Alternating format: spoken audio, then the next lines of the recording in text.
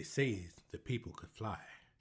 Say that long ago in Africa, some of the people knew magic, and they would walk up on the air like climbing up on a gate, and they flew like blackbirds over the fields. Black, shiny wings flapping against the blue up there. Then, many of the people were captured for slavery. The ones that could fly shared their wings. They couldn't take their wings across the water on the slave ships.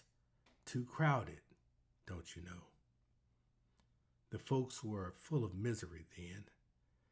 Got sick with the up and down of the sea, so they forgot about flying when they could no longer breathe the sweet scent of Africa. Say the people who could fly kept their power, although they shed their wings. They kept their secret magic in the land of slavery. They looked the same as the other people from Africa who had been coming over, who had dark skin. Say you couldn't tell anymore one who could fly from one who couldn't. One such who could was an old man. Call him Toby. And standing tall yet afraid was a young woman who once had wings. Call her Sarah. Now Sarah carried a babe tied to her back. She trembled to be so hard worked and scorned. The slaves labored in the fields from sun up to sundown. The owner of the slaves, calling himself their master, say he was a hard lump of clay. A hard, glinty coal, a hard rock pile wouldn't be moved. His overseer on horseback pointed out the slaves who were slowing down. So the one called driver cracked his whip over the slow ones to make them move faster. That whip was a slice open cut of pain. So they did move faster. Had to. Sarah hoed and chopped the row as the babe on her back slept. Say the child grew hungry. That babe started up, bawling too loud. Sarah couldn't stop to feed it, couldn't stop to soothe and quiet it down. She let it cry. She didn't want to. She had no heart to croon to it. "Keep that thing quiet," called the overseer. He pointed his finger at the babe. The woman scrunched low. The driver cracked his whip across the babe anyhow. The babe hollered like any hurt child, and the woman fell to the earth. The old man that was there, Toby, came and helped her to her feet. "I must go soon," she told him. "Soon," he said. Sarah couldn't stand up straight any longer. She was too weak.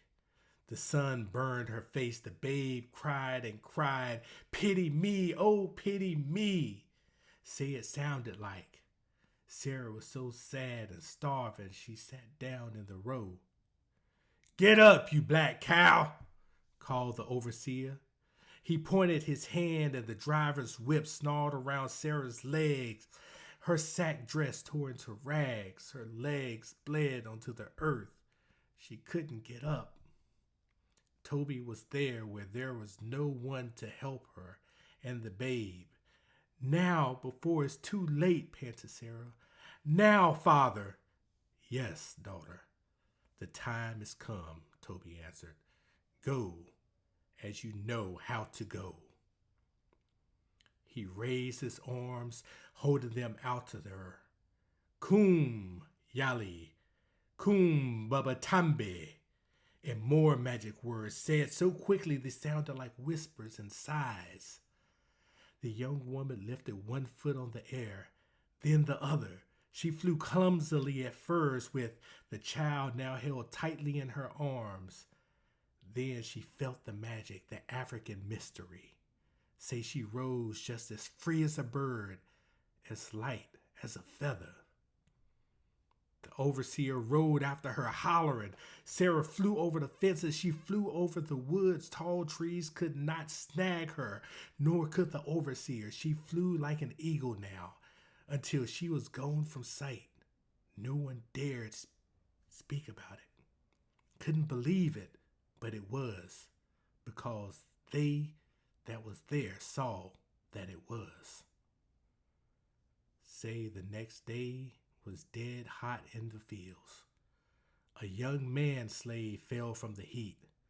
The driver come and whipped him. Toby come over and spoke words to the fallen one, the words of ancient Africa, once heard or never remembered completely. The young man forgot them as soon as he heard them. They went way inside him. He got up and rolled over on the air. He rode it a while, and he flew away. Another and another fell from the heat. Toby was there. He cried out to the fallen and reached his arms out to them. Kum kunka yali, kum tambe. Whispers and sighs, and they too rose on the air. They rode the hot breezes. The ones were black and shining sticks, wheeling above the heads of the overseer. They crossed the roads, the fields, the fences, the streams, and were away. Seize the old man, cried the overseer. I heard him say the magic words. Seize him! The one calling himself master come running. The driver got his whip ready to curl around old Toby and tie him up. The slave owner took his hip gun from his place. He meant to kill old black Toby. But Toby just laughed. Say, he threw back his head and said, He, don't you know who I am?